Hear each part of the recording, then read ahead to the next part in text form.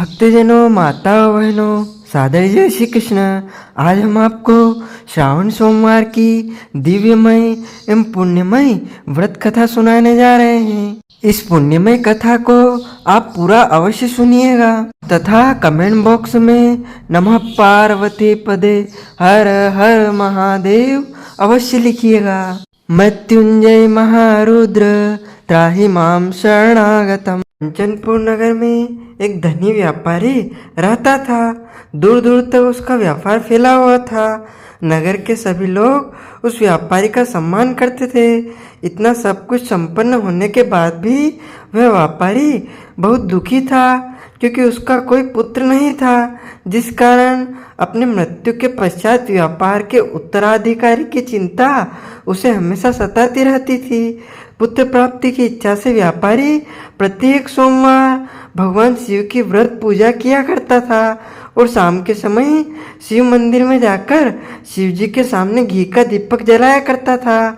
उसकी भक्ति देखकर माँ पार्वती प्रसन्न हो गई और भगवान शिव से उस व्यापारी की मनोकामना पूर्ण करने का निवेदन किया। भगवान शिव बोले, इस संसार में सबको उसके कर्म के अनुसार फल की प्राप्ति होती है। जो प्राणी जैसा कर्म करते हैं उन्हें वैसा ही फल प्राप्त होता है। शिव जी द्वारा समझाने के बावजूद माता पार्वती नहीं मानी और उस व्यापारी की मनोकामना पूर्ति हेतु वे शिव जी से बार बार अनुरोध करती रही। अतः माता के आग्रह को देखकर भगवान भोलेनाथ को उस व्यापारी को पुत्र प्राप्ति का वरदान देना पड़ा। वरदान देने के पश्चात भोलेनाथ माँ पार्वती से बोले, आपके आग्रह पर मैंने पुत्र प्राप्ति का वरदान तो दे दिया, परंतु इसका यह पुत्र 16 वर्ष से अधिक समय तक जीवित नहीं रहेगा। उसी रात भगवान शिव उस व्यापारी के स्वप्न में आए और उस व्यापारी को पुत्र प्राप्ति का वरदान दिया और उसके पुत्र के 16 वर्ष तक जीवित रहने की बात बताई। भगवान के वरदान से व्यापारी को खुशी तो हुई, लेकिन पुत्र की अल्पायु की चिंता ने उस खुशी को नष्ट कर दिया। व्यापारी पहले की तरह सोमवार के दिन भगवान शिव का विधिवत व्रत का करता रहा। कुछ महीने के बाद उसके घर एक अति सुंदर बालक ने जन्म लिया और घर में खुशियाँ ही खुशियाँ भर गई। बहुत धूमधाम से पुत्र का जन्म का समारोह मनाया गया, परंतु व्यापारी को पुत्र जन्म की अधिक खुशी नहीं हुई, क्योंकि उसे पुत्र की अल्प आयु के रहस्य का पता था। जब पुत्र 12 वर्ष का हुआ तो व्यापारी ने उसे उसके मामा के साथ पढ़ने के लिए वाराणसी भेज दिया। लड़का अपने मामा के साथ शिक्षा प्राप्ति हेतु चल दिया।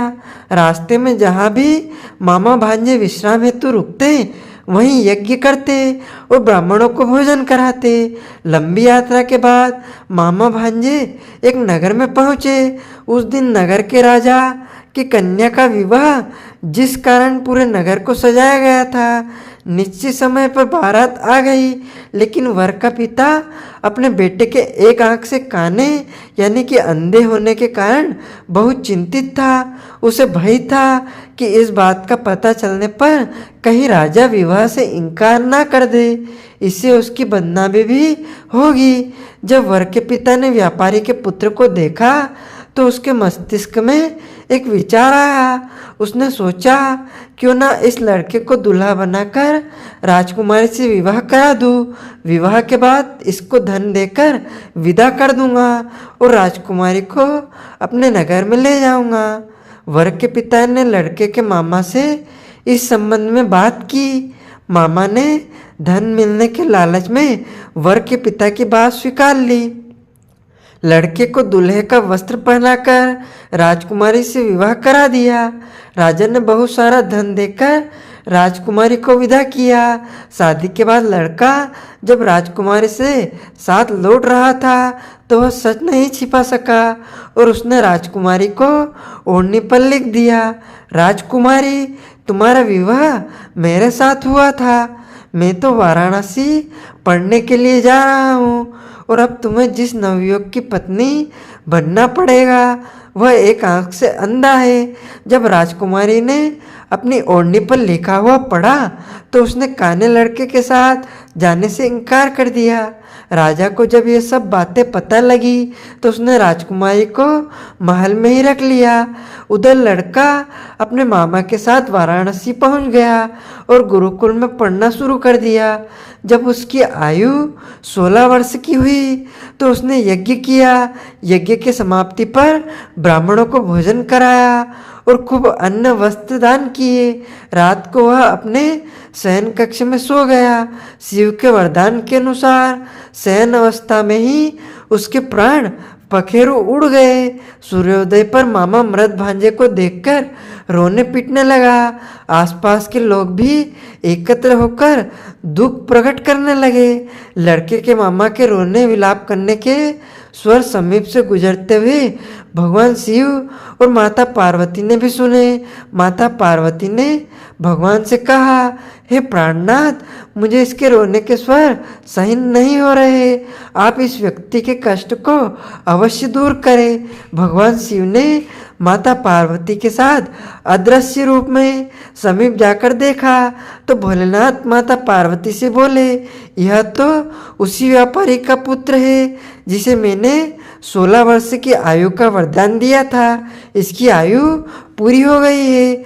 माँ पार्वती ने फिर भगवान शिव से निवेदन कर उस बालक को जीवन देने का आग्रह किया। माता पार्वती के आग्रह पर भगवान शिव ने उस लड़के को जीवित होने का वरदान दिया और कुछ ही पल में वह जीवित होकर उठ बैठा। शिक्षा समाप्त करके लड़का मामा के साथ अपने नगर की ओर चल दिया। दोनों चलते हुए उसी नगर में पहुँचे जहाँ उसका विवाह हुआ था। उस नगर में भी यज्ञ का आयोजन किया। समीप से गुजरते हुए नगर के राजा ने यज्ञ का आयोजन देखा और उसने तुरंत ही लड़के और उसके मामा को पहचान लिया।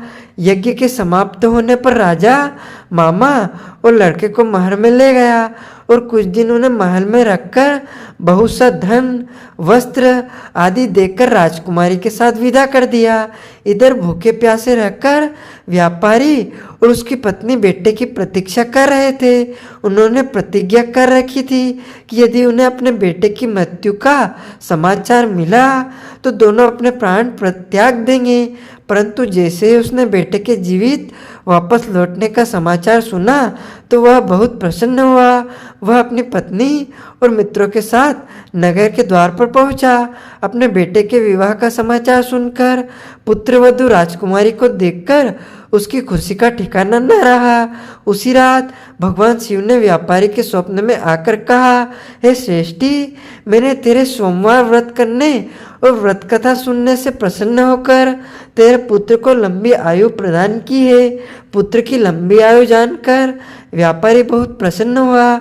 शिव भक्त होने तथा सोमवार का व्रत करने से व्यापारी की सभी मनोकामनाएं पूर्ण हुई। इसी प्रकार जो भक्त सोमवार का विधिवत व्रत करते हैं और व्रत कथा सुनते हैं उनकी मनोकामना अवश्य ही बाबा भोलेनाथ देवादिदेव महादेव अवश्य ही पूर्ण करते हैं। बोलिए श्री कृष्ण चंद्र भगवान की जय।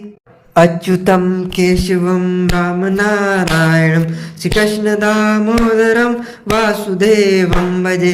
श्रीधरम माधवम गोपिका वल्लभ श्री जानकी नायकम श्री रामचंद्रम भजे। श्रीधरम माधवम गोपिका वल्लभम श्री जानकी नायकम श्री रामचंद्रम भजे। जानकी मनोहरम सर्वलोक नायकम श्री शंकरादिसेवितम पुण्य नाम कीर्तनम श्री राम राम राम नामदायकम रामकृष्ण वासुदेव भक्ति मुक्तिदायकम रामकृष्ण वासुदेव भक्ति मुक्तिदायकम रामकृष्ण वासुदेव भक्ति मुक्तिदायकम रामकृष्ण वासुदेव भक्ति मुक्तिदायकम।